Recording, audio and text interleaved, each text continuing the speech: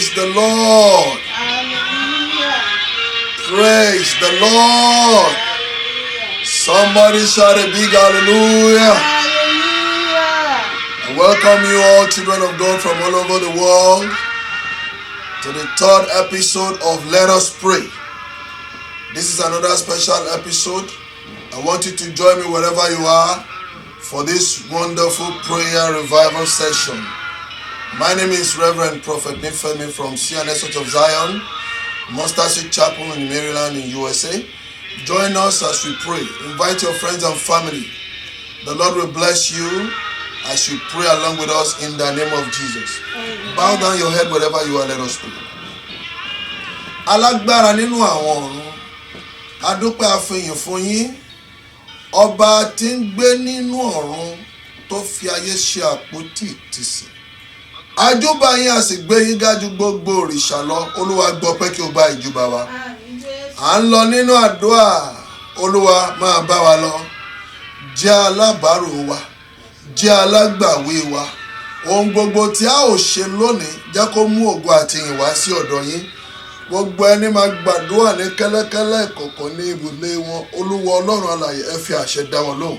A ó máa yìn yín, a ó máa gbé yín ga ní orúkọ Jésù Kristi Olúwa wa. Àmín, àmín, àmín lórúkọ Jésù. Hallelujah. Hallelujah. Mo kí wa káàbọ̀ sínú ìpàdé àdúrà tèmi yìí. Ọ̀rọ̀ èyí tí Ọlọ́run kọ síwájú wa lónìí láti fi bá wa gba àdúrà. Òun náà ni mo pe àkọ́rí rẹ̀ ní ogun tí ó ń yí àyànmọ́ ọ̀run padà nínú ayé ènìyàn. Ogun tí ó ń yí àyànmọ́ ọ̀run padà nínú ayé ènìyàn. Gbogbo ẹ̀dá tí Ọlọ́run dá ni Ọlọ́run dá láti ṣògo. If you were with us a week ago, we lectured about purpose on Facebook. There is a purpose why God created you. Àwọn ogun kan látijọ́ tá a ti dá ọ ni wọ́n ti pinnu pé purpose yẹn lójú ẹ̀mí wọn kọ́ ló ti máa ṣògo purpose yẹn. Ìyẹn la torí ẹ̀ fẹ́ gbàdúrà yìí. Ogun tó ń yí àyànmọ́ ọ̀run padà. Mo ka Mark chapter 5. Mark chapter 5. Ìrírí ọkùnrin kan tí Bíbélì tọ́ka wá sí nínú ìwé yẹn, òun ni mo fẹ́ kí èmi àti ìwọ kí a fi gbàdúrà. Bíbélì sọ nípa ọkùnrin yìí. Ọkùnrin yìí ń gbé ní ìlú kan tí a ń pè ní ìlú Gádárà. Ní ìlú Gádárà àti Decapolis, about 10 local governments ló wà ní ìlú yẹn. Má wọlé ka ìwé máa bá mi rìn nínú ẹ̀mí. Ní ìwé Mark 5, a rí kà wípé ọkùnrin yìí ó dédé kẹ́rù jáde ńlé lọ́jọ́ kan, ó dẹ̀ ya wèrè. Gbà tó ya wèrè, wọn ò darí ẹ̀ sí ọjà ààtàn kọ́ ni wọ́n darí ẹ̀ sí. Ayé darí rẹ̀ sí ibojì. Nínú àyànmọ́ ògo àbáwáyé rẹ̀, pastor ni, evangelist ni, ṣùgbọ́n ogun tó dojú kọ yí àyànmọ́ evangelist padà, ó sọ di wèrè. Gbọ́ mi, ó fẹ́ gbàdúrà kíkan ní wákàtí àkókò tí ó wà yìí. Revelation 12:17 sọ̀rọ̀ kan, ibẹ̀ ni mo ti máa kọ́kọ́ mú àdúrà. Revelation 12:17. Ó sọ nípa Sátánì ní ìgbà tí a ṣẹ́gun rẹ̀ ní ọ̀run, wípé ó ní ìpinnu. Dragoni náà sì bínú gidigidi sí obìnrin náà. Sí obìnrin náà. Ó sì lọ bá àwọn irú ọmọ rẹ̀. Ó lọ bá àwọn irú ọmọ rẹ̀. Àwọn irú ọmọ rẹ̀ yòókù jagun. Àwọn irú ọmọ rẹ̀ yòókù ó pinnu àti lọ bá wọn jagun. Tí wọ́n pa òfin Ọlọ́run mọ́. Àwọn wo ni irú ọmọ rẹ̀? Èmi àti ìwọ tó jẹ́ ológo ni irú ọmọ tí à ń sọ. Dragoni náà pinnu láti lọ bá àwọn ọmọ ológo jà. Tí wọ́n sì ṣe kiri. Tí wọ́n sì di ẹ̀rí Jésù. Tí wọ́n di ẹ̀rí Jésù mú. Ohun tó ń ṣe ni pé a bá wọn jà, a bá ògo wọn jà, a bá àyànmọ́ wọn jà kí wọ́n má bàa lè ríran ṣiṣẹ́ tí wọ́n torí rẹ̀ wá sí ayé. A wá porúkọ Jésù lẹ́ẹ̀mẹ́ta pé Olúwa o, gbogbo ogun Sátánì lórí mi tó gbéṣẹ́ mìíràn lé mi lọ́wọ́ yàtọ̀ sí iṣẹ́ àyànmọ́ mi, Olúwa fi àrá bà ogun náà jẹ́. Gbogbo ogun Sátánì lórí mi, lórí ayé mi, èyí tí ò jẹ́ kí n ríran rí ohun tó yẹ kí n máa ṣe. Ó yá iná yanjú ogun náà sọ di àdúrà. Orúkọ Jésù, orúkọ, ó yẹ kó gbàdúrà, ó yẹ kó gbàdúrà, ó yẹ kí o gbàdúrà. Olùfẹ́ lánú rẹ kí o sọ̀rọ̀, lánú kó sọ̀rọ̀, lánú kó sọ̀rọ̀. Gbogbo ogun Sátánì èyí tó kọjú rẹ sí nǹkan mìíràn, ó yá máa jórun, iná máa jórun, iná máa jórun, máa gbàdúrà. Bẹ́ẹ̀ni iná ṣáájú Olúwa ó sì ju àwọn ọ̀tá rẹ̀ run. Ó yá máa sọ̀rọ̀, máa gbàdúrà, máa gbàdúrà, máa gbàdúrà, máa gbàdúrà. Jésù Olúwa wa. Àmín, àmín, àmín lórúkọ Jésù. Michael Adé ló kọrin, ó ní mi ò mọ̀ pójú ogun láyé o, ǹbá má ti múra sílẹ̀, láti ìgbà èwe mi wá má ti múra sílẹ̀, ǹbá ra ọkọ̀ àdá àti ọkọ̀ láti jàjà òmìnira. Ó lóun bá rà mú, òun ò bá ra ẹ̀tù, òun á rọta, òun á lọ sílé àwọn tó pè oníjà. Ṣùgbọ́n ogun ayé, Michael Adé padà wá rí ìran, ó ní ogun ayé àṣé kì í ṣe tìbọn, kì í ṣe tàdá ọkọ̀ àti ìbọn rárá. Ará àti ọ̀rẹ́, ó fẹ́ gbàdúrà. Gbogbo ogun tí a ò fojú rí kì í ṣogun àdá ọkọ̀ àti ìbọn là ń sọ, ṣùgbọ́n àwọn ogun yìí lágbára débi pé wọ́n lè yí àyànmọ́ po, wọ́n lè dorí kádàrá kodò. Ogun tó dojú kọ mí, èyí tí ò jẹ́ ríran rí àyànmọ́ mi, ó yá Olúwa dáná sun ogun náà. Máa gbàdúrà. Orúkọ Jésù, orúkọ Jésù, máa gbàdúrà. Ó yẹ kí o gbàdúrà. Ogun tó dojú kọ mí, tó bá mi ń jìjàkadì lórí àyànmọ́ mi, o iná Ọlọ́run alààyè, iná Ọlọ́run alààyè, iná Ọlọ́run alààyè. Máa gbàdúrà. Gbogbo ọmọ ológo tó ní àyànmọ́ rere lógun Sátánì máa ń dìde sí. Kì í sí nǹkan mìíràn bí kò ṣe láti fògo ṣòfò, láti pa àti láti gbàrò, láti jà ní olè. Gbàdúrà. Gbogbo ogun náà iná kó máa yanjú ẹ̀. Ó yá máa gbàdúrà, máa gbàdúrà. Gbàdúrà, gbàdúrà, gbàdúrà. Jésù Olúwa wa. Àmín, àmín, àmín lórúkọ Jésù. Ogun yìí ò kí ń dèdè sí àwọn ordinary people. Ògbọ́n ó ní ó bínú gidigidi, ó dẹ̀ pinnu láti lọ bá àwọn ọmọ ológo jà àti irú ọmọ rẹ̀, àwọn tó di ẹ̀rí Jésù mú. Ènìyàn dédé di ẹ̀rí Jésù mú láì jẹ́ pé ológo ni. Mo wá sọ fún ọ lónìí, bí ògo bá ṣe tó, bẹ́ẹ̀ ni ogun ẹ̀ ṣe máa ń tó. Ogun àyànmọ́ máa ń dìde sí gbogbo àwọn ọmọ ológun ní ìpele, pàápàá àwọn tí Ọlọ́run rán níṣẹ́ láti wá mi ayé. Agbára orúkọ Jésù lẹ́ẹ̀mẹ́ta. Olúwa arán mi wá mi ayé yìí ni, arán mi láti wá ní ipa ní ìran yìí ni. Ìjẹ́ gbogbo ogun tó sọ wípé mi ò ní mi ìran yìí, gbogbo ogun tó sọ pé mi ò ní impact ní ayé tí mo wá yìí, ó yá iná máa yanjú ogun náà. Sọ di àdúrà. Gbàdúrà, gbàdúrà, gbàdúrà. Má yọ̀lẹ̀ ọ̀rẹ́, má yọ̀lẹ̀, gbàdúrà. Ó yẹ káyé ẹ ti fọhùn ju báyìí lọ. Ogun kan ló sọ wípé lójú ẹ̀mí wọn kọ́ ló ti máa ṣògo. Ó yá gbàdúrà. Lójú wọn lèmi yóò ṣògo. Má gbàdúrà. Jésù Olúwa wa. Àmín, àmín, àmín lórúkọ Jésù. Ogun èyí tó ń yí àyànmọ́ ọ̀run padà, ogun yìí máa ń ní convex lines. Wọ́n lè rí ọjọ́ ọ̀la ju ẹni tó lógo lọ. Ibi tó ò tí ì ríra ẹ̀, wọ́n ti ẹ fi ṣèjẹ́, wọ́n ti rí, wọ́n ti parí ẹ̀. Ibi tó ò mọ̀ pé o lè dé, wọ́n ti rìnrìn àjò ayé rẹ ṣáájú ẹ jù ẹ lọ, wọ́n ti mú òpin ẹ̀. A ó gbàdúrà. Ogun tó rin ìrìn àjò mi ṣáájú mi, ogun tó rin ìrìn àjò mi pàápàá kéèmí pàápàá tó rìn, tó dẹ̀ pinnu pé mi ò ní dé pele ògo, ó yá Olúwa fi ogun náà ṣòfò lónìí. Ó yá àdúrà. Gbàdúrà. Gbogbo ogun tó fẹ́ bẹ àyànmọ́ ògo mi jẹ́, they are ready to go into any length, they are ready to go to any length láti rí pé wọ́n bà àyànmọ́ jẹ́. Olúwa, bí wọ́n ti wù kó lágbára tó, bó ti wù kí wọ́n pọ̀ tó, ó yá begin to destroy them. In their great numbers, begin to destroy them. Begin to pray, begin to pray, begin to pray. Every mercenaries of the devil upon my life, Holy Ghost, fire, fire, fire, fire, fire. They can recruit as many people as they want. I don't care. Father, every machinery of the devil, oh yeah, begin to destroy by fire. My badua.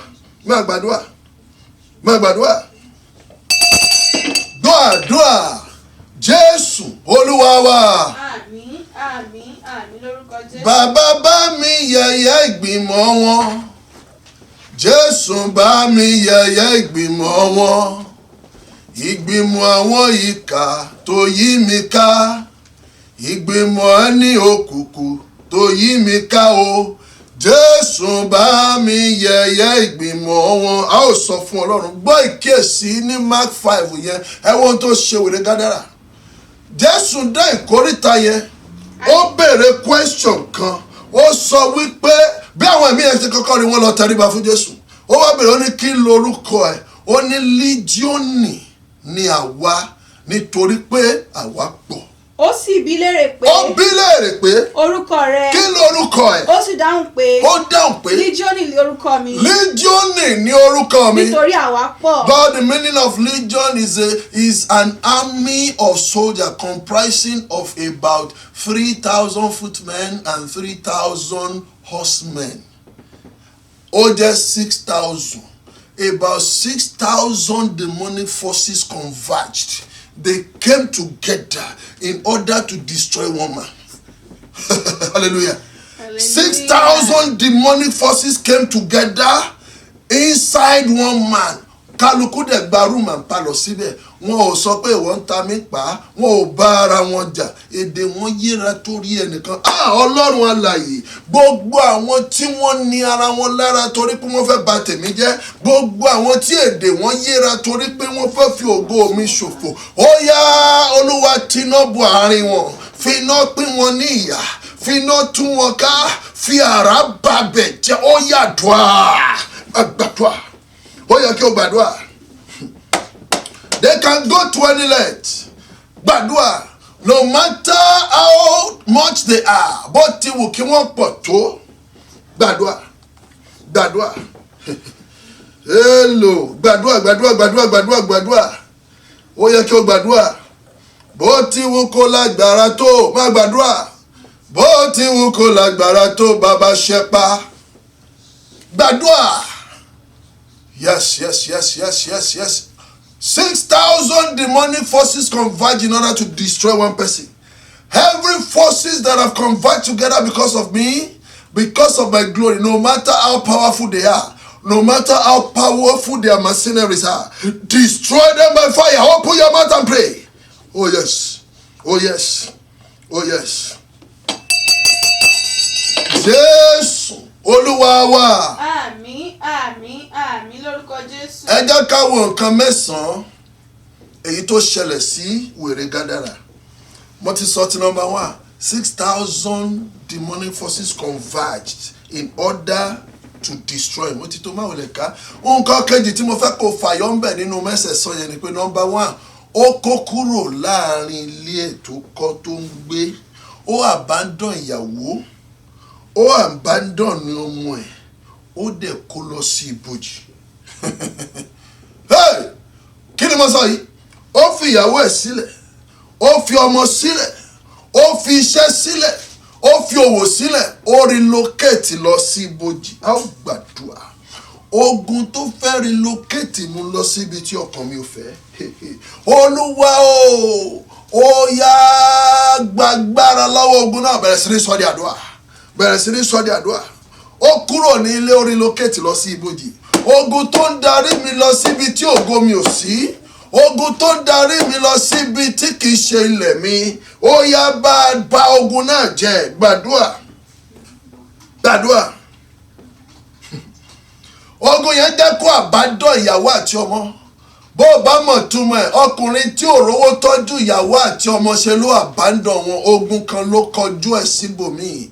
Wọ́n á jẹ́ kó kọjú síbòmíì lòdì sí àyànmọ́ ẹ̀. Ọlọ́run, ogun tó kọjú mi síbòmíì tí ò jẹ́ kí n lè ṣojú ṣe mi bí ọkọ. Ogun tó kọjú mi sí ibòmíràn tí ò jẹ́ ṣojú ṣe bí ìyá. Ó yá ogun náà kó máa bàjẹ́. Máa bá Ọlọ́run sọ̀rọ̀. Bẹ̀rẹ̀ sí ní gbàdúrà.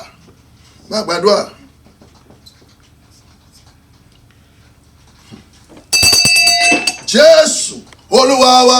Àmín, àmín, àmín. Ẹgbọ́n ìrírí kẹrin tí ó ń ṣẹlẹ̀ nínú ayé wèrè Gádárà. Ìjọba ṣe ètò láti dé torí bẹ́ẹ̀lì yẹn bá a ṣe ń kà lọ. Ó sọ wípé ní ọ̀pọ̀lọpọ̀ ìgbà ni wọ́n ti fi ṣẹ́kẹ́ṣẹkẹ̀ dé. Bíbélì sọ pé a sì já ṣẹ́kẹ́ṣẹkẹ̀. Nítorí pé ní ìgbà púpọ̀ la ti ń fi ṣẹ́kẹ́ṣẹkẹ̀ àti ẹ̀wọ̀n. Ìjọba tiẹ̀ wò pé kí la lè ṣe sọ́kùnrin yìí, ẹ jẹ́ ká ẹ̀pù ẹ̀. Wọ́n fi ṣẹ́kẹ́ṣẹkẹ̀, wọ́n ṣe gbogbo ẹ̀. Kí ló máa ṣe? Wọ́n sì dá ẹ̀wọ̀n náà méjì. Ó ti tó, a ó gbàdúrà. Gbogbo ogun tó ń sun ìrànlọ́wọ́ di òfo nínú ayé mi. Wọ́n pinnu àti ran wèrè yìí lọ́wọ́ kàn tí ẹ̀ help ẹ̀ á ba ìrànlọ́wọ́ jẹ́. Ogun tó ń ba ìrànwọ́ jẹ́ nínú ayé mi. Every power that is destroying help and my helpers in my life. Ogun náà fẹ́ kó já sófo ní ìrìn àjò ni. Ogun náà kò fẹ́ kó mú àyànmọ́ṣẹ́. Irú ogun bẹ́ẹ̀ ó yá Ọlọ́run máa tẹ̀rì níwájú mi. Olúwa máa tẹ̀rì. Olúwa máa tẹ̀rì. Olúwa tẹ̀rì ẹ̀ bá bẹ̀rẹ̀ sí gbàdúrà. Máa gbàdúrà. Gbàdúrà. Gbàdúrà. Gbàdúrà. Gbàdúrà. A ò ní pẹ́ púpọ̀ ní àdúrà òyì. Gbàdúrà. Gbàdúrà. Gbàdúrà. Gbàdúrà. Gbà dáadáa lánú kó sọ̀rọ̀. Sọ̀rọ̀. Sọ̀rọ̀. Sọ̀rọ̀. Sọ̀rọ̀. Jésù Olúwa wa. Àmín, àmín, àmín lórúkọ Jésù. Ẹ gbọ́ lára ìrírí wèrè Gádárà. Ogun yẹn yí ọpọlọ ẹ̀ sí òdì. Wọ́n yí ọpọlọ ẹ̀ sí òdì, ó bẹ̀rẹ̀ sí ní ṣe ohun tí kò tọ́. Ó mà ṣe o. Wọ́n kọjú ẹ̀ sí ibòmíràn. Àyànmọ́ ẹ̀ dojúkọ ibí yìí, òun wá dojúkọ ibí yìí. Wọn ò jẹ́ kó ríran rí àyànmọ́. Kàkà kó ríran ṣe ohun tí ọ̀run yàn wá yọ ṣe. Iṣẹ́ evangelist láran, ṣùgbọ́n wọ́n darí ẹ̀ sí ibojì. A wá mú òkúta. A máa kígbe. A máa kígbe. A sì máa fi òkúta pa ara rẹ̀ lára. Ó ti tó. A mú òkúta báyìí, a dẹ̀ máa gé ara ẹ̀, kò dẹ̀ ní feel pain. Ogun kan ló dúró sínú ayé. A ò sọ ogun tó jẹ́ kí n máa fọwọ́ ara mi ṣe ara mi. Ẹlòmíì ló ṣe rẹ̀ ò gbọ́ ohun tí wọ́n kọ́ nínú orin ní. Ó ní àfọwọ́fà lójú o, nínú ikú tí ń pa ni o. Ẹ̀yin ènìyàn gbogbo ẹ kíyèsára, èyí táyé ń ṣe níbẹ̀ ìwọ̀nba ọ̀pọ̀ ló ń ṣera wọn tán purọ́ máyé. Ẹ gbọ́ gbogbo ogun tó mú kí n máa fi àfọwọ́fà ṣe ara mi, ogun tó jẹ́ kí n máa fi àfọwọ́fà pa ara mi lára, ó yá ogun náà kó gbiná lónìí. Àdúrà, máa gbàdúrà, máa gbàdúrà, gbàdúrà. Ogun tó yí ọpọlọ, tó dojú àyànmọ́ kọ ibòmíràn tí ò lè mú ògo dìde. Olúwa gbà mí. Gbàdúrà. Gbàdúrà. Gbàdúrà. Kàkà kí wèrè Gádárà máa wàásù ṣe ló ń pariwo lásán. Ó lọ ń pariwo níbi tí ò ti nítumọ̀. Àdúrà wà ń bẹ̀. Jésù Olúwa wa. Àmín, àmín, àmín lórúkọ Jésù. Evangelist ni látọ̀run wá. Iṣẹ́ àyànmọ́ evangelist ni láti kéde ìrere. Ó yẹ kó máa lago láràárọ̀. Gbàgbọ́ ẹ ronúpìwàdà. Ìjọba Ọlọ́run kù sí dẹ̀dẹ̀. Iṣẹ́ tó yẹ kí evangelist kó máa ṣe nìyẹn. Ẹ ronúpìwàdà. Ìjọba Ọlọ́run kù sí dẹ̀dẹ̀. Ẹ ronúpìwàdà. Ìjọba gbàngàn o. Àwọn kan wà tí ọ̀run yàn Nàìjíríà gba ẹ̀tọ́. Àárọ̀ kùtù láago 5 wa máa gbọ́ gbàngàn o. Gbàngàn o. But ohun tó yẹ kí wèrè Gádárà ṣe nìyẹn. Ibi tí wọ́n dojú ẹ̀kọ́ ọ̀tọ̀, a wá lọ dúró sí òkè ní ibojì. Èyí tó yẹ kó fi máa lago kó máa pariwo ronúpìwàdà, ariwo ló ń pa, ó ń disturb ara ìlú. A wá mú òkúta, agogo ló yẹ kó wà lọ́wọ́ ẹ̀, ṣùgbọ́n wọ́n ṣa òkúta sọ́wọ́ ẹ̀, ó bẹ̀rẹ̀ sí ní ya ara ẹ̀. Ó bẹ̀rẹ̀ sí ní ya ara ẹ̀. Ó gbàdúrà. Ogun tó kẹ̀yìn mi sí àyànmọ́ mi. Ogun tí ò jẹ́ kí n ṣe iṣẹ́ tí o rán mi. Ogun tí ò jẹ́ kí n ríran ṣe ohun tó tọ́ tí mo fi ń ṣe ohun tí kò tọ́. Ó yá ogun náà kó gbiná. Sọ́dí àdúrà. Sọ́dí àdúrà. Kàkà kó máa lago ronúpìwàdà, ìjọba ọ̀run kù sí dẹ̀dẹ̀. Ṣé ló lọ ń pariwo ní ibojì? Ní ibojì àwọn òkú ló ń bẹ ń bẹ̀. Ní ní ibojì a ò kí ń wàásù, ní ibojì a ò kí ń kéde ìrere, nítorí bíbélì sọ wípé kò sí ìrònúpìwàdà ní ìsà òkú ní ibi tí ìwọ ń rè. Ìránṣẹ́ yìí kàkà kó máa wàásù láàrin àwọn alààyè, àwọn òkú ló ń bá rìn. Gbàdúà, gbàdúà, gbàdúà, gbàdúà, gbàdúà, gbàdúà, gbàdúà, gbàdúà. Ogun tó ń yí àyànmọ́ ọ̀run padà. Yes, yes, yes, yes, in the name of Jesus. Gbàdúrà Jésù Olúwa wa. Àmín, àmín, àmín lórúkọ Jésù. Ẹ wo ìrírí ayé ọkùnrin yìí dáadáa o. Bíbélì ò sọ orúkọ tí wọ́n sọ ní ìgbà bí. Ìṣòro tó ń borúkọ mọ́lẹ̀, Jésù jọ̀wọ́ bá mi fòpin sí. Ìṣòro tó ń borúkọ mọ́lẹ̀ o, Jésù bá mi fòpin sí. Wọ́n pè ní wèrè Gádárà. As a matter of fact, mi tẹ rò pé bíbélì gan ló sọ lórúkọ yẹn, gbogbo ẹni ka bíbélì yẹn ló ń nickname ẹ̀ ní wèrè Gádárà. A ò mọ orúkọ ẹ̀, bóyá bàbá parí program yìí ó lè sọ orúkọ ẹ̀ fún mi, ṣùgbọ́n mi ò mọ orúkọ ẹ̀. Ìṣòro tó ní ó pa ní orúkọ dà. Obìnrin onísun ẹ̀jẹ̀, ìṣòro tó ní ó pa ní orúkọ dà. Arọ etí odò, ìṣòro tó ní ó pa ní orúkọ dà. A wá gbàdúrà ìpele méjì ni. Ìṣòro tí ń pani ní orúkọ dà. One, ìṣòro tí ń pa àyànmọ́ dà. Olúwa ṣẹ lórí mi. Ó yá sọ di àdúrà. Ìṣòro tí ń pani ní orúkọ dà. Ìṣòro tí ń pani ní àyànmọ́ dà. Ìṣòro tí ń pani ní ògo dà. Olúwa ṣẹ. Ó yá máa sọ̀rọ̀, máa gbàdúrà. Ìṣòro tó ń borúkọ mọ́lẹ̀, Jésù bá mi fòpin sí. Máa sọ̀rọ̀, máa sọ̀rọ̀, máa sọ̀rọ̀, máa gbàdúrà. Má yọ̀lẹ̀, má yọ̀lẹ̀, múra sí ọ̀rọ̀ ara rẹ̀. Gbàdúrà, gbàdúrà, gbàdúrà. Jésù mímọ́ ológo jùlọ, mímọ́ Olódùmarè. Oh yes. Gbàdúrà Jésù Olúwa wa. Àmín, àmín, àmín lórúkọ Jésù. Ẹ wo ìrírí ayé wèrè Gádárà yìí. Ó ṣeéṣe kó lọ skul o. Gbọ́, wọ́n lọ skul láyé àtijọ́, ṣebí Luke physician ni, Paul lawyer ni. So ó ṣeéṣe pàápàá kí wèrè Gádárà kó lọ skul, ṣùgbọ́n wọn ò jẹ́ kí ìwé tó kà kó yọ lára ẹ̀. Àwọn wo ló ní eléyìí? Gbọ́. Ó kàwé, wọn ò jẹ́ kí ìwé tó kà kó yọ lára ẹ̀. A ó sọ fún Ọlọ́run, lóòótọ́ ló gbìyànjú ó lọ school, ṣùgbọ́n you have nothing to show for it. Ogun kan ló dúró tó dojú kọ àyànmọ́. Ó graduate ṣùgbọ́n certificate yẹn wọ́n dojú ẹ̀kọ́ ibòmíràn pé o lè fi ṣe nǹkan àǹfààní. A ó gbàdúrà. Ogun tó sọ ìwé tí mo kà di òfo mọ́ mi lọ́wọ́. Ogun tí ò jẹ́ kí qualification mi kí ó ní ìtumọ̀. Ogun tó bá àyànmọ́ tí ń bẹ ní qualification àti ìpè mi jẹ́. Ó yá ogun náà kó gbiná sọ di àdúrà. Orúkọ Jésù. Ó yá máa gbàdúrà, máa gbàdúrà, máa gbàdúrà. Yes. Ó ṣeéṣe kí wèrè Gádárà kàwé, ìwé ò yọ lára ẹ̀. Kàkàkàrẹ láwùjọ àwọn professor, ibojì ló fi ṣeré. Kàkà kó wà láwùjọ àwọn evangelist, ọjọ́ tí wọ́n ń ṣe World Evangelical Crusade, a ò rí wèrè Gádárà ń bẹ̀, ibojì ló ti ń fọhùn. Ó sọ̀rọ̀ báyìí, ó sọ̀rọ̀. Àwọn kan ṣe meeting, a ò rí wèrè Gádárà. Gbàdúrà. Pastors Association wọ́n ṣe ìpàdé, wèrè Gádárà ò sí mẹ́, ibojì ló wà. Ó gbàdúrà. Ogun tó yí àyànmọ́ padà, ogun tó yí àyànmọ́ mi padà. Olúwa o, gbà mí lọ́wọ́ abẹ́ ogun náà. Gbà.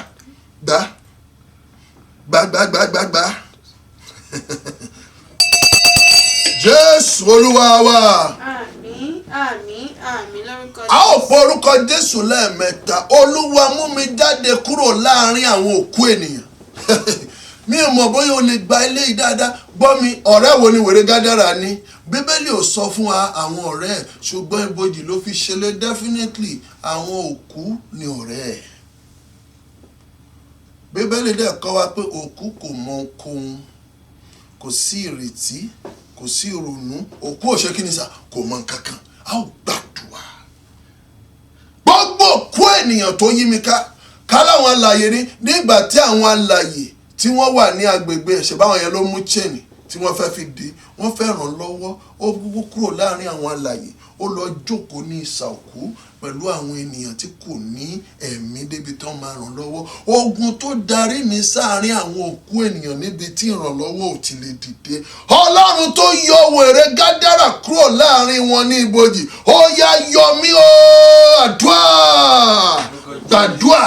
Gbogbo ogun èyí tó fi mí sáàrin àwọn òkú ènìyàn, àwọn tó yẹ ká ní agbègbè wọn, òkú ni wọ́n kàn rìn ní their working cups, they cannot benefit your life. Olúwa mú mi jáde láàrin wọn. Ó ní ẹ jáde kúrò ní Íjíbítì. Ó yá Olúwa mú mi jáde láàrin àwọn òkú ènìyàn. Àwọn òkú ènìyàn tí kò ní ire ń fi ayé mi ṣe, wọn ò ní ìrànwọ́ ire kan tí wọ́n lè fi yan àrànmọ́ mi lọ́wọ́. Òkú ni wọn ò mọ nǹkan kan. Bí mo sọ wọn ò gbọ́, bó ń sọ èmi náà ò gbọ́. A ò gbé ìdí ara wa. Ọlọ́run yà mí yà wọ́n. Ó yá máa gbàdúrà, máa gbàdúrà. Gbà dáadáa, gbà dáadáa. Ó sọ̀rọ̀, ó yẹ kí o sọ̀rọ̀. Ó yẹ kó o sọ̀rọ̀. Gbàdúrà, gbàdúrà, gbàdúrà.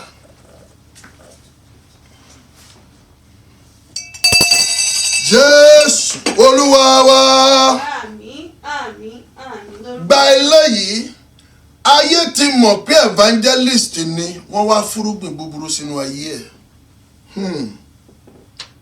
Irúgbìn ọ̀ṣọ́ jáde kúrò lára mi. Irúgbìn ajé jáde kúrò lára mi. Lórúkọ Jésù jáde kúrò lára mi. Jáde, jáde, jáde. Ayé ti mọ̀ pé ológun evangelist ni tó máa mi ayé. Wọ́n fúrúgbìn búburú, wọ́n fúrúgbìn èpò sínú ayé ẹ̀. Wọ́n yí ọpọlọ ẹ̀ lóru. Wọ́n yí ọpọlọ ẹ̀, ó bẹ̀rẹ̀ sí ní ya wèrè. Lọ́sàn gangan àti lóru ọ̀gànjọ́, ariwo ló kàn pa. Kò lè ṣiṣẹ́ ìríjú tí a yàn fún. A ó gbàdúrà. Gbogbo ogun tó kọjú mi sí ibòmíràn ìlòdì síbi tí àyànmọ́ mi wà, ó yá Ọlọ́run bẹ̀ ogun náà wò. Fi ìbínú bẹ̀ ogun náà wò. Ó yá àdúrà. Gbàdúrà, gbàdúrà, gbà dáadáa. Mark 4:35. Gbàdúrà, gbàdúrà. Ó sọ̀rọ̀, ó yẹ kí ó sọ̀rọ̀. Gbàdúrà. Hey, Jehovah. Oh yes. Oh yes, Lord. Gbàdúrà, gbàdúrà. Jésù Olúwa wa. Àmín, àmín, àmín. Kí ló kà ní Mark 4:35? Ẹ gbọ́. Yes. Mark 4:35 ní ìjọ kan náà. Ní ìjọ kan náà. Nígbà tí alẹ́ lẹ́ tán. Nígbà tí alẹ́ lẹ́ tán. Ó wí fún wọn pé. Jésù sọ fún. Ẹ jẹ́ kí a rékọjá lọ sí apá kejì. Látòní lọ wàá rékọjá lọ sínú ògo in the name of Jesus. Amen. Ó ní àwọn ẹ̀jẹ̀ ká kò sí ọjọ́ tí ènìyàn bá fẹ́ rékọjá lọ sínú ògo tí ogun ò kí ń dìde. Bá Olúwa sọ̀rọ̀. Gbogbo ogun èyí tó fẹ́ dìde ní àkókò tí mo fẹ́ rékọjá wọnú ògo, Olúwa pa lẹ́nu mọ́. Ó yá sọ́rí àdúrà. Gbogbo ogun tó máa dìde lọ́jọ́ tí n bá ti ń gbé ìgbésẹ̀ láti lọ sí ìpele ògo, ọjọ́ tí mo gbé ìgbésẹ̀ láti tẹ̀síwájú, ọjọ́ tí mo fẹ́ lọ next level, gbogbo ogun tó lè dìde, Olúwa fi iná yanjú ẹ̀. Ó yá sọ́rí àdúrà. Máa gbàdúrà, máa gbàdúrà. In the name of Jesus. In the name of Jesus. Begin to pray, begin to pray. Pray. Gbàdúrà dáadáa. Mo wà ní 35 yẹn wá tẹ̀síwájú. Gbàdúrà. Gbọ́ àdúrà.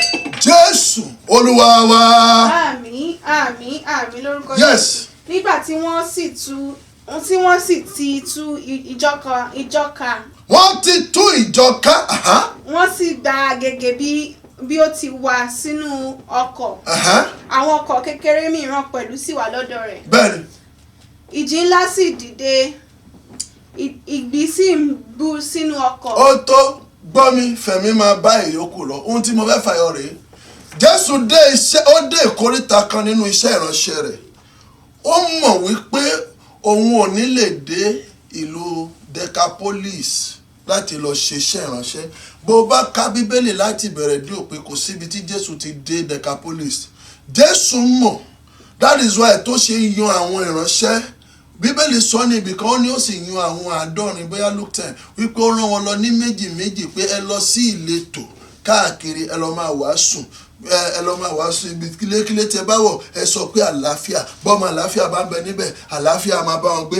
Bẹ́ẹ̀ ló yan àwọn apọ́stélì, ó yan àwọn ìránṣẹ́ káàkiri sí gbogbo ìlú tí òun pàápàá ò ní lè dé. Jésù mọ̀ wípé òun ò ní dé Decapolis, ṣùgbọ́n kí a tó bí Jésù wá sáyé, Jésù ti mọ̀ pé ẹnìkan wà tí ọ̀run ti delegate sí ìlú yẹn tó máa mú ìrere lọ bẹ̀. Ẹni yẹn Jésù wá ń wá pé òun rí Paul, òun rí Peter, òun rí Andrew, òun rí Simoni, òun rí James, òun rí gbogbo wọn pé ẹni tó yẹ kó lọ preach ní Gádárà dà.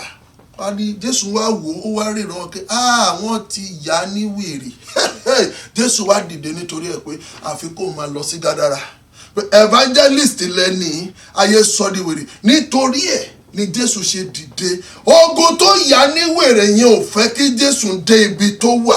Kí Jésù tó dé ọ̀dọ̀ ẹ̀, wọ́n fi ìjì já ọkọ̀ tí Jésù wọ̀. A ò gbàdúrà. Ogun tó dè mí mọ́lẹ̀ tó tún fẹ́ di aláàánú mi, Jésù la láàánú ẹ̀. Jésù la rán sí pé kó lọ gbé dìde, ṣùgbọ́n wọ́n fi ìjì, wọ́n fi dá ọkọ̀ Jésù dúró. Wọ́n fẹ́ dá ọkọ̀ rẹ̀ sí agbami kó má bàa lè jẹ́ kí ó wo wèrè Gádárà sọ. A ò wá gbàdúrà. Gbogbo ìjì èyí tó dìde sí ẹni tó máa ṣàánú fún mi tí ò fi ríran rí mi, ọba tó bá ìjì wí nínú ọkọ̀, ó yá bá ìjì ayé wí. Gbàdúrà dáadáa, ó yẹ kó kàwé yẹn jinlẹ̀. Gbàdúrà dáadáa, gbàgbà máa gbàdúrà. Ìjì dìde kí Jésù má bàa débi tí wèrè yìí wà. Ṣùgbọ́n Jésù bá ìjì náà wí, ó bá ìjì náà wí.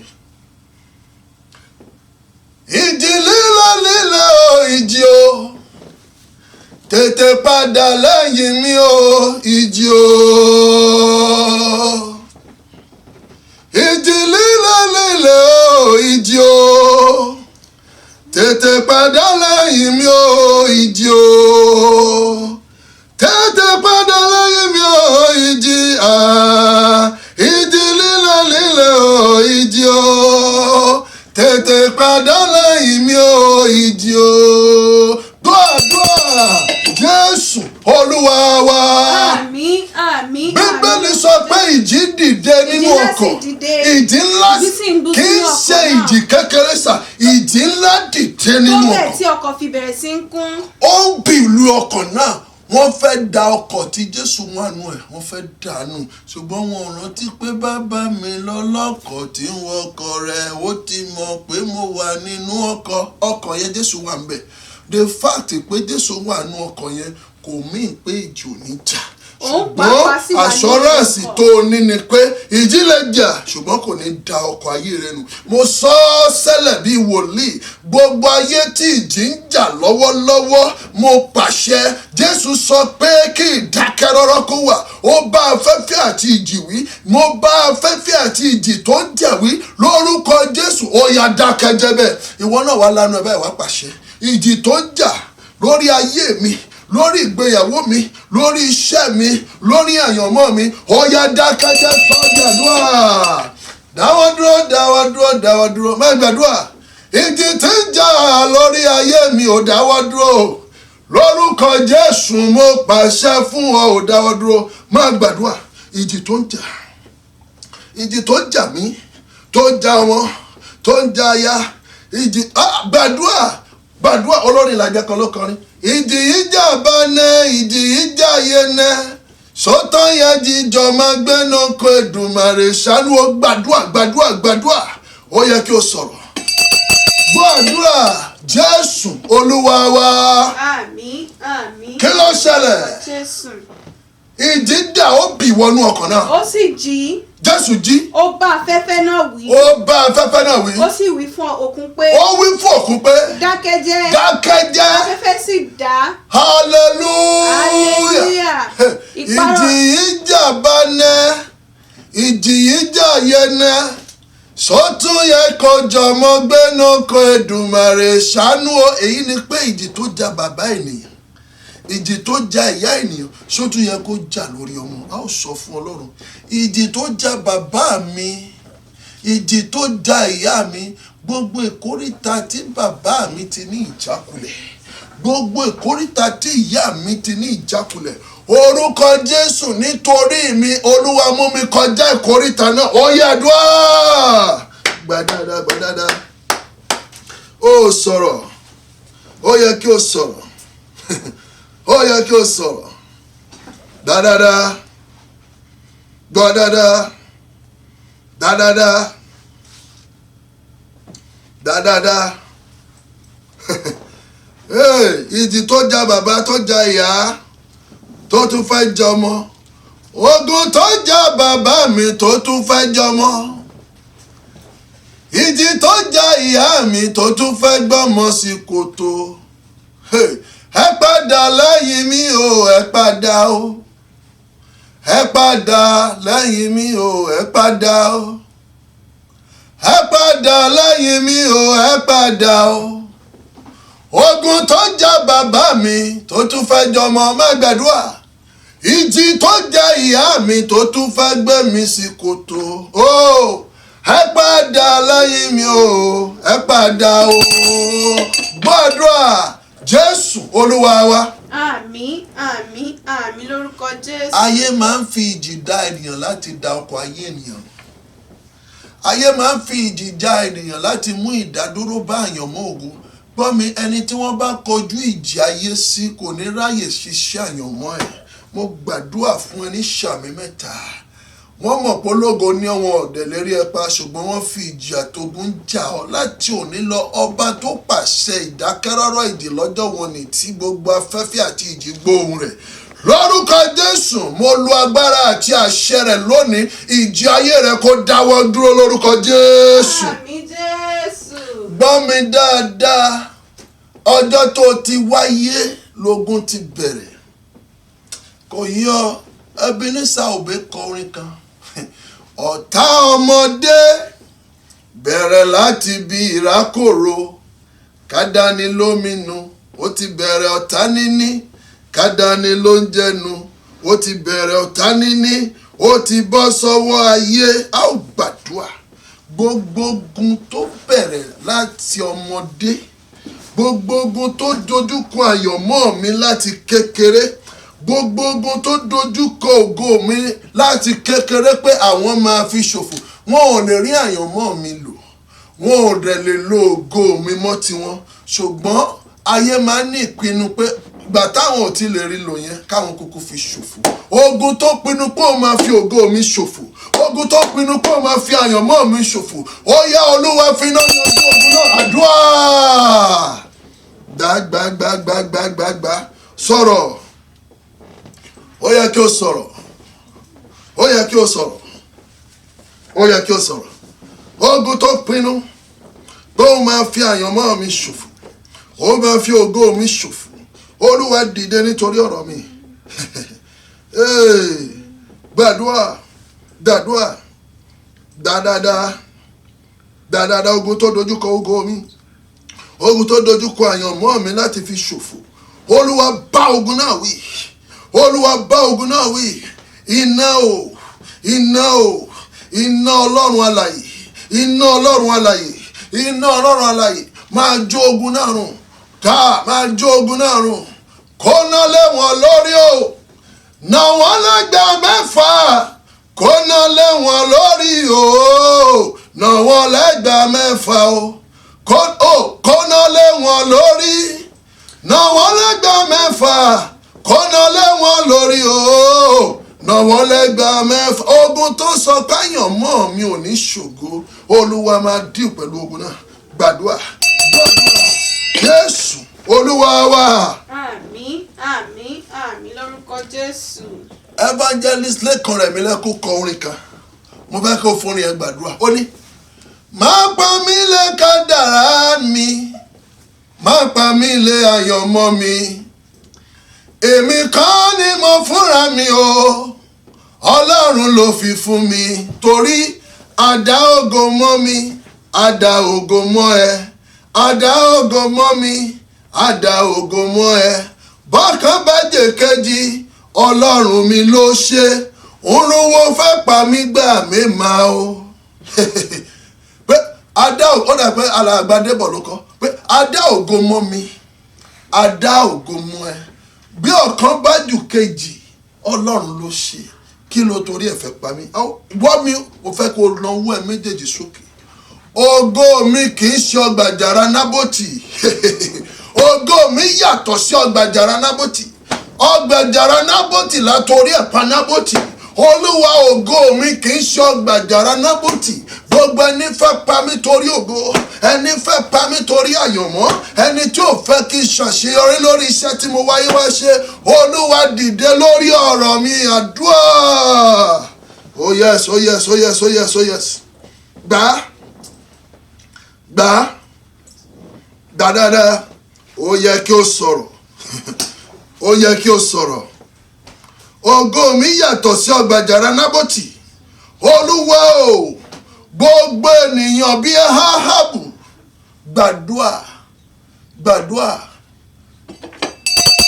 Jésù olúwa wa. Àmín àmín àmín lórúkọ Jésù. àdá ògo mọ́ mi àdá ògo mọ́ ẹ àdá ògo mọ́ mi o àdá ògo mọ́ ẹ bọ́kàn bá jẹ́ kejì ọlọ́run mi ló ṣe òrùwò fẹ́ pa mí gbà mí máa o kí ló torí ẹ̀ fẹ́ pọnmọ lóko á sọ fún ọlọ́run ògo mi kì í ṣọgbà àjàrà Nábótì tí ẹnìkan lè jogún ẹni bá lóun fẹ́ pa ẹ́ tògótògó kò lè rógo yẹn jogún ògo òwúlò fún wọn olúwa gbà mí bó ti wù kí wọ́n lágbára tó sọ agbára wọn dòfo lórí mi bó ti wù kí wọ́n pọ̀ tó olúwa sọ wọ́n di èèrà níwájú mi jẹ́ kí n tẹ̀ wọ́n mọ́lẹ̀ sọ mí nínú ajó nínú fún ọ̀tá ó yá yes yes yes yes yes ó yẹ kí o sọ̀rọ̀ gbàdúrà dáadáa ó yẹ kí o gbàdúrà yes gbàdúrà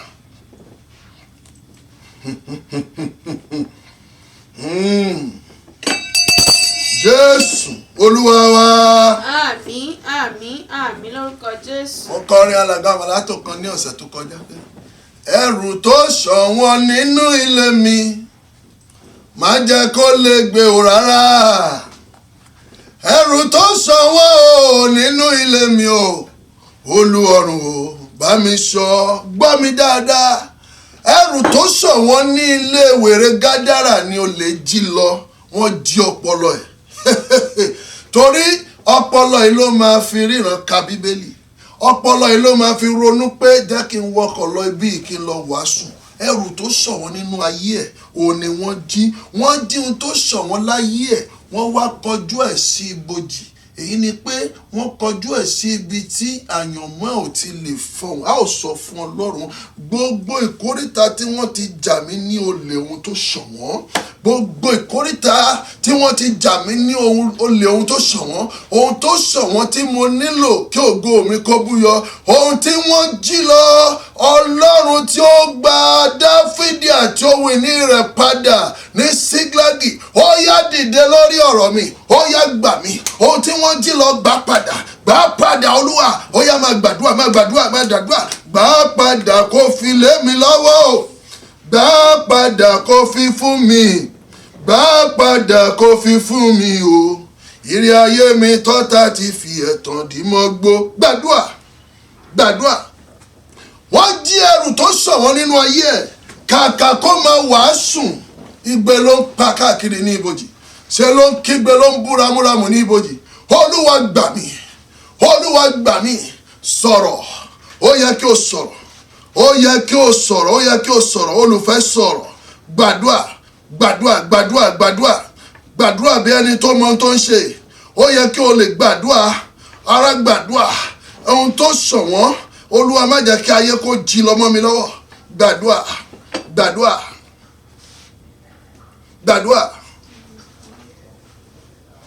wọ́n fi ògo rẹ̀ ráre gbàdúrà olúwa má jẹ́ káyé fi ògo mi ráre gbogbo agbára tó pinnu láti fi ògo mi ráre, Olúwa gba agbára lọ́wọ́ wọn. Ó yá sọ di àdúrà. Ó yá sọ di àdúrà. Máa gbàdúrà. Ó yá kí o sọ̀rọ̀. Ó yá kí o sọ̀rọ̀. Sọ̀rọ̀, olùfẹ́ sọ̀rọ̀.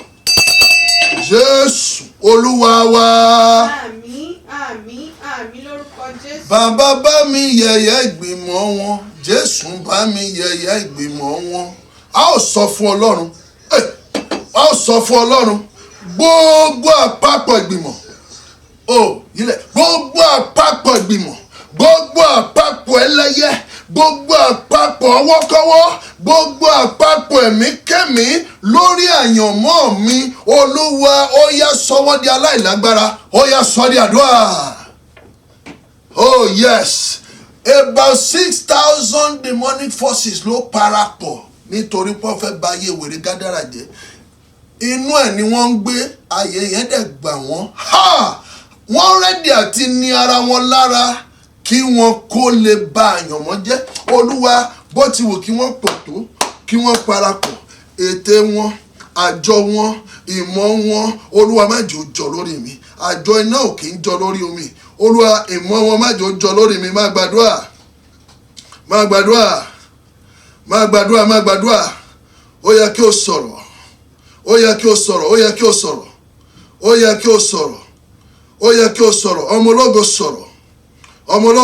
Ọmọ ológo sọ̀rọ̀. Gbàdúrà. Gbogbo àpapọ̀ ète, àpapọ̀ ìgbìmọ̀, àpapọ̀ ọwọ́kọ́wọ́, àpapọ̀ ẹ̀mí kẹ́mí lórí mi àti lórí àyànmọ́ mi. Ó yá kọjú sí ara yín, ẹ kọjú ìjà sí ara yín. Ẹ máa bá ara yín jà. Jẹ́ kí wọ́n máa fi ọwọ́ ara wọn ṣera wọn. Idà ahun la fi ń pa hùn. Ọwọ́ tọ́gẹ̀dẹ̀ bá gbé Yorùbá sọ pé ara ẹ̀ ló fi nà. Gbogbo àpapọ̀ iṣẹ́ búburú tí wọ́n ṣe jẹ́ ó yí lé wọn lórí. Jẹ́ kó yí lé ọmọ wọn lórí. Gbogbo àwọn tó parapọ̀ tí wọ́n rò ó, etí tó gbọ́, àwọn tó péjọ sí ìgbìmọ̀, ilé tó ń ti ṣèpàdé, gbogbo wọ́n ti kàn ọ̀rọ̀ báyìí, wọ́n ti kàn wàhálà. Ó yá Olúwa dìde tógúntógún, bẹ̀rẹ̀ ìdájọ́ lórí wọn. Ẹni lọ́wọ́ sí àjọ náà, ẹni tó gbọ́ tí ò takò wọ́n, ẹni nínú dídùn sí, ó yá ìdájọ́ kó máa bẹ̀rẹ̀. Ó yá Ọlọ́run dìde, gbàdúrà. Má gbàdúrà. Ó yẹ kí o lè gbàdúrà. Olùfẹ́ gbàdúrà, ọmọ ológo gbàdúrà, ọmọ Ọlọ́run gbàdúrà. Gbà dáadáa. Yes. Jésù Olúwa wa.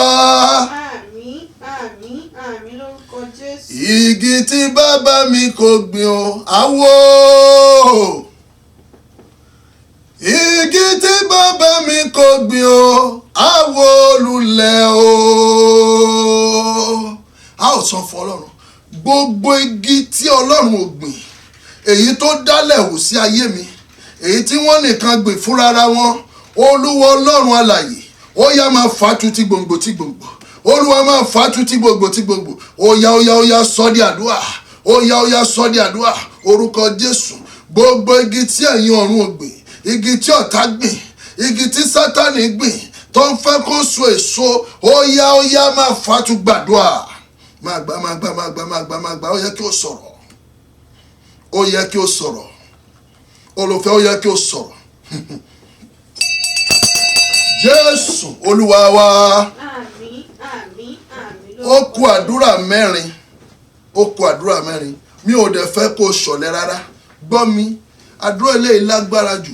Gbogbo igi búburú tí ò tí ì farahàn lónìí, èyí tí wọ́n dá ìgbà fún. This is one of the greatest prayer. Gbọ́ mi, gbogbo igi búburú èyí tí a ti gbìn already ṣùgbọ́n kò tí hù, wọ́n dá àkókò fún pé ìgbà tó bá pòye ọmọ ọdún báyìí ni kejì yẹn tó hù. Ìgbà tó bá ti dé àkókò tó fẹ́ ọkọ, igi yẹn kò hù. Ìgbà tó bá dé àsìkò tó fẹ́ graduate, igi yẹn kò hù. Ìgbà tó bá dé àsìkò tó fẹ́ bímọ ni kí igi yẹn tó hù. Ìgbà tó bá tó àkókò tó ń wá iṣẹ́ ni kí gbogbo igi tí wọ́n dá ìgbà tí àkókò fún, Olúwa mo bá ilẹ̀ yìí sọ̀rọ̀, ilẹ̀ yìí kó máa gbàbọ̀dì fún igi náà. Igi náà ò ní hù. Olúwa pa tògótògó, Olúwa pa igi náà. Ó yá máa gbàdúrà. Sọ̀rọ̀, máa gbàdúrà. gbogbo igi tí wọ́n dá ìgbà fún ó sọ̀rọ̀ gbogbo igi tí wọ́n dá àkókò fún pé ìgbà tó bá pé 40 years ni kó bẹ̀rẹ̀ gbàdúà ẹnu ara ẹni la fi ń kọ méje o má yọ̀lẹ níbi àdúrà yìí ohun tó bá fẹ́ ni kó fẹ́nu ẹ sọ o. Jésù Olúwa wa àmín. Àmín lórúkọ Jésù. Jẹ́ tún àdúrà yìí gbà. Igi tí wọ́n dá ìgbà àti àkókò fún àwọn kan wà bọ́ńbà pé 40 wọ́n sì ya wèrè. Àwọn kan wà bọ́ńbà pé 40 àìsàn tí ò sí ní ìṣẹ̀dá wọn á dẹ̀dẹ̀dẹ̀ lu jáde ní ọjọ́ kan. Ẹlòmíì ò dọ̀ hospital rí ìgbà tó bá ti pé 45 kíní yẹn kò bẹ̀rẹ̀ lọ́sọ̀kọ̀ òrukàn. Igi yẹn wọ́n dẹ̀ ti gbìn láti ìgbà tá a ti bí ṣùgbọ́n wọ́n dá ìgbà fún pé ẹ jẹ́ kó súnmọ́ 50 kí igi yẹn tó wù.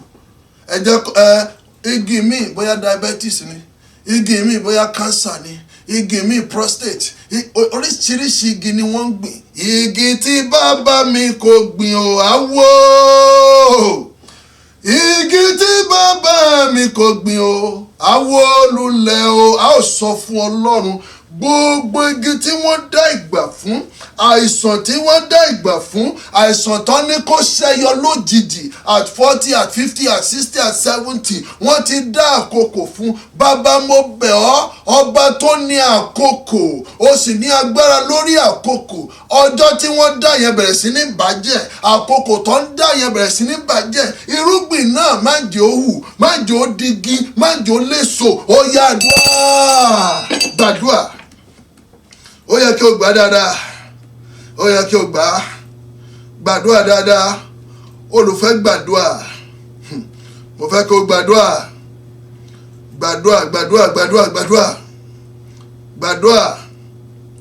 gbà bí ẹni tó gbàgbọ́, gbà bí ẹni tó gbàgbọ́, gbà bí ẹni tó mọ ohun tó ń ṣe. Ó yẹ kí o sọ̀rọ̀. Ọmọ Ọlọ́run gbàdúrà. Onígbàgbọ́ gbàdúrà o, onígbàgbọ́ gbàdúrà. Gbọ́ àdúrà Jésù Olúwa wa. Àmín lórúkọ Jésù. Ẹ jẹ́ padà sí ọ̀rọ̀ tí Jésù sọ. Gbọ́ mi, nǹkan kan ṣẹlẹ̀. There was a negotiation in that Mark chapter 5.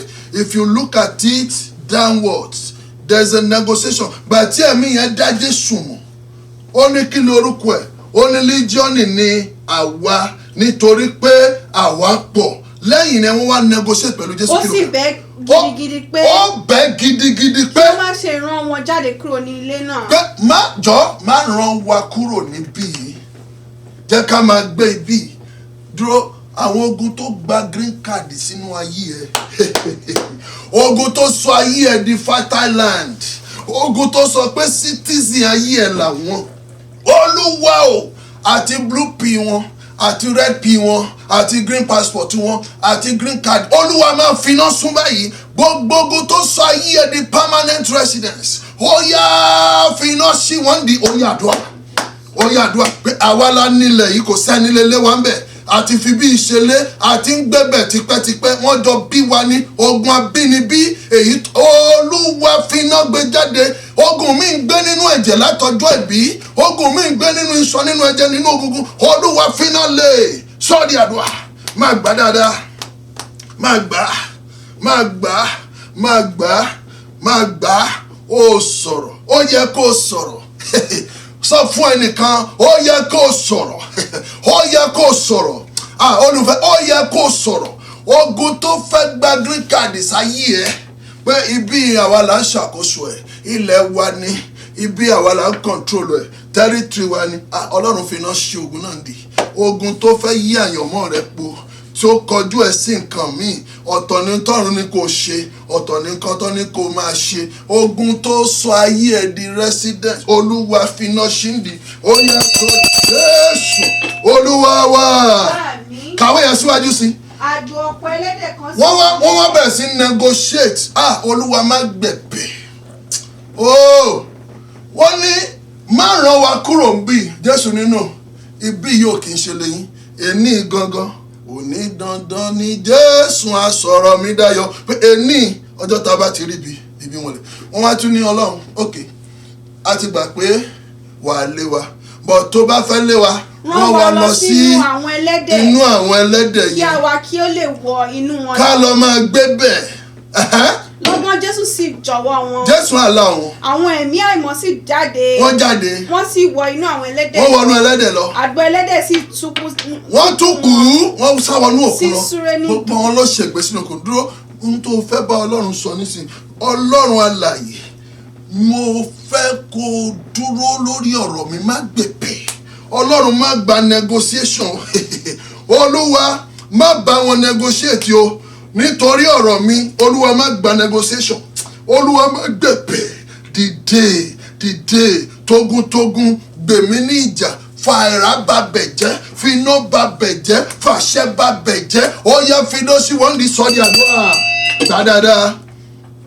gbàdáadáa ó kù ṣẹ́jú 5 péré fún mi gbàdúrà bí ẹni tó mọ ohun tó ń ṣe gbàdúrà bí ẹni tó gbàgbọ́ gbàdúrà yes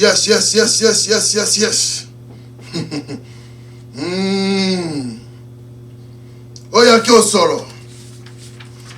sọ̀rọ̀ gbà dáadáa ohun tó bá fẹ́ ló máa sọ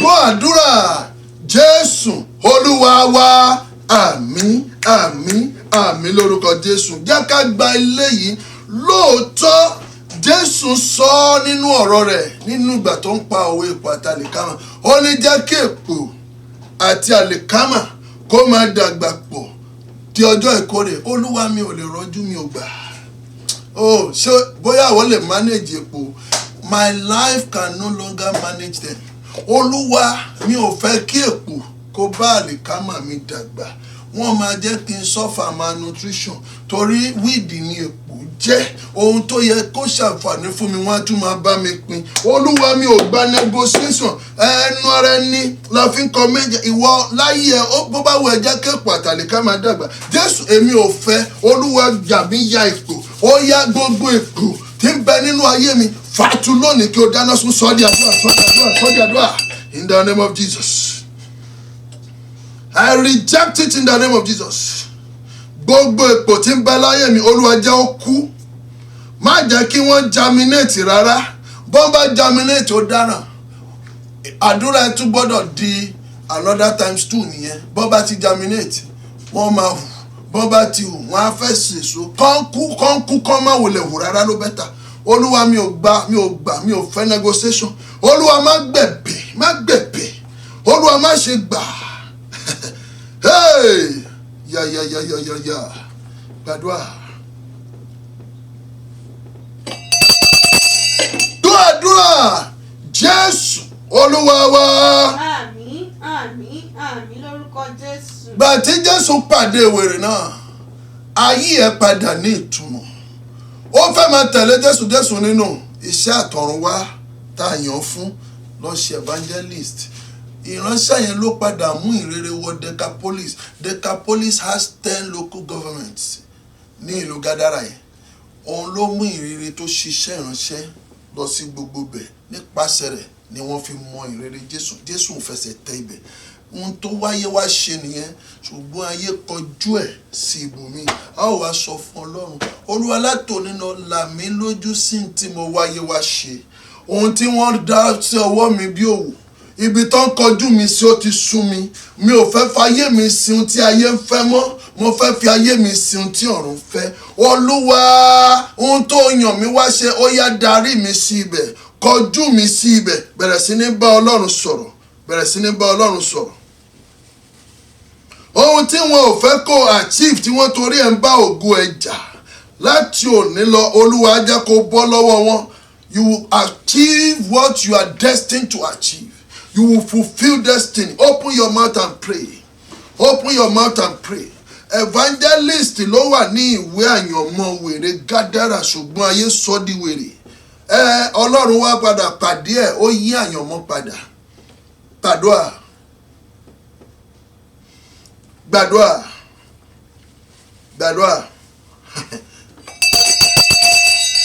Mo bá kọrin kan Jésù Olúwa wa.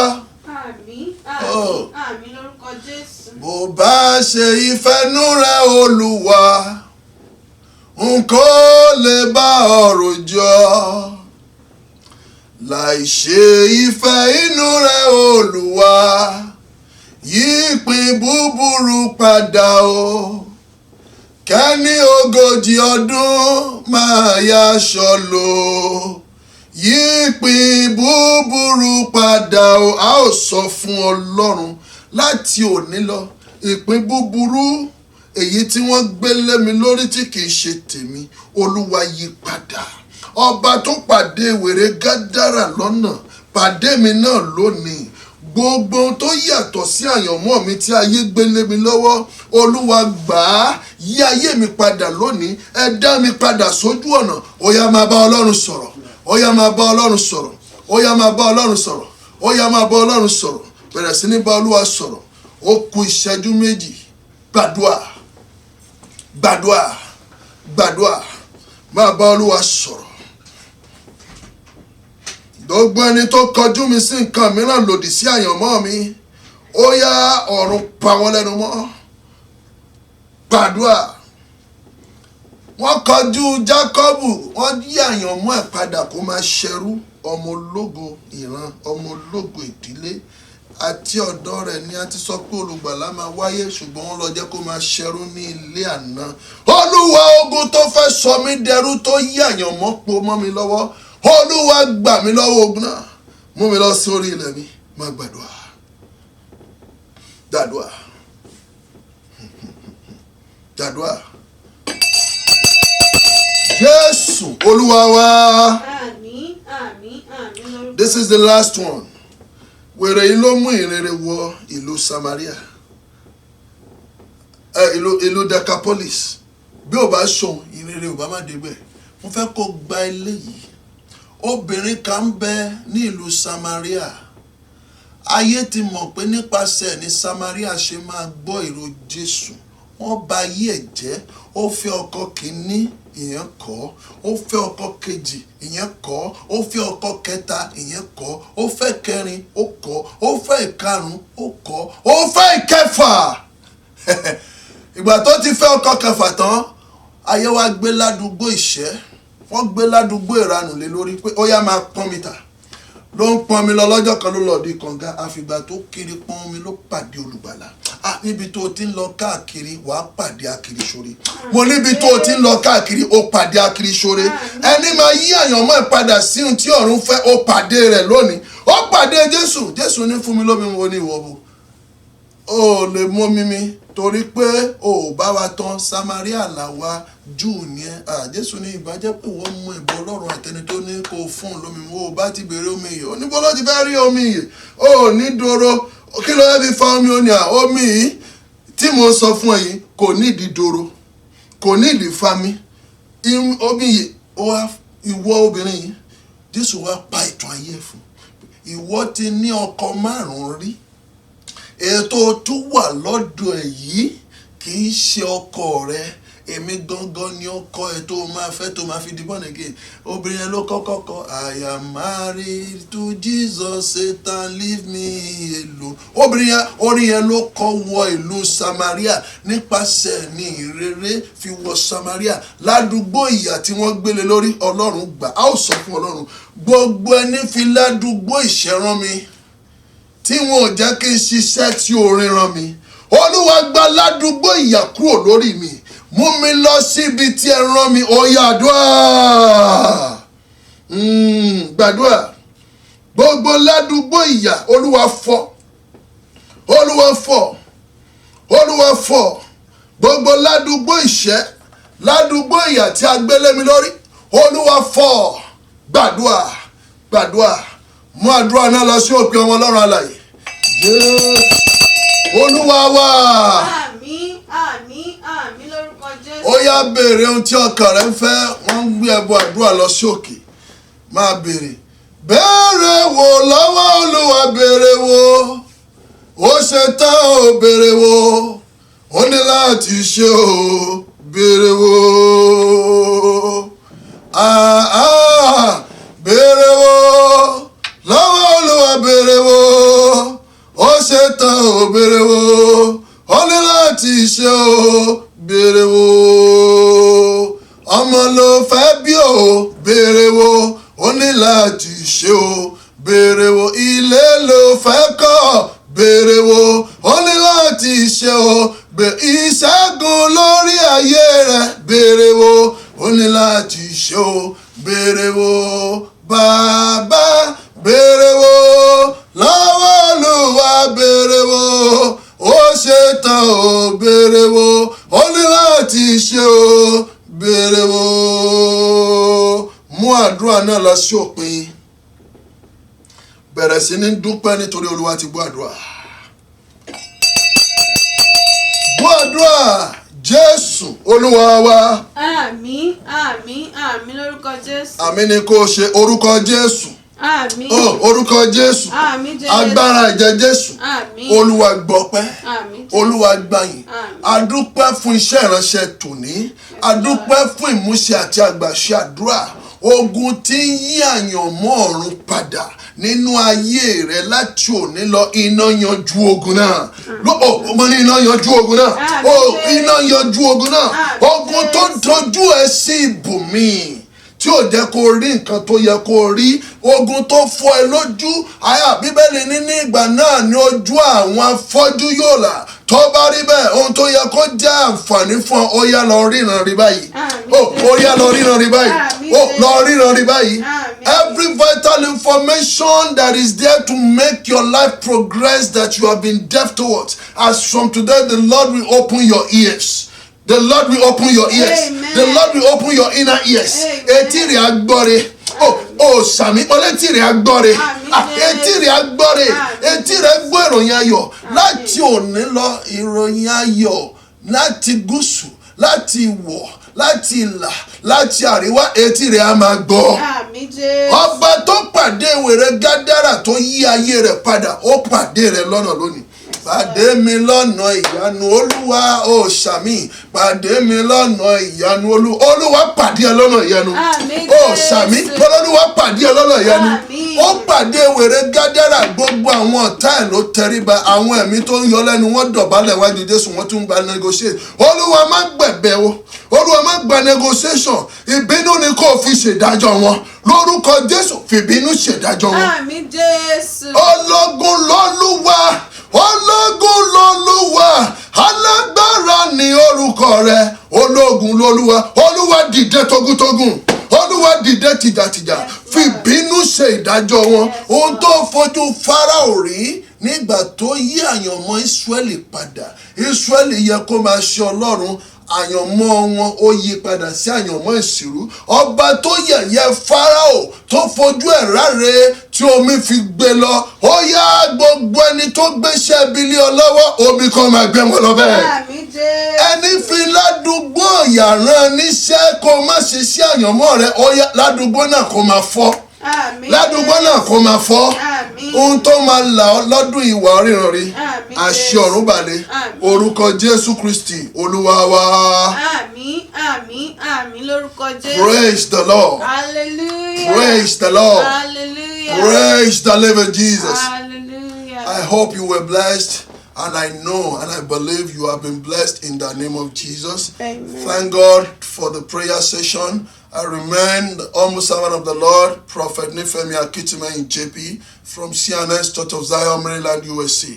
I will be having this program every Friday, so endeavor to join us. The Lord bless you as you continue to share it with your family. I know your prayers and my prayers are already answered in the name of Jesus. Amen. God bless you. You will be a living testimony to this generation in the name of Jesus. Amen. And until then, next week, I will see you again. God bless you. I love you, Oluwa Mabagbe. Jesu Oluwa wa.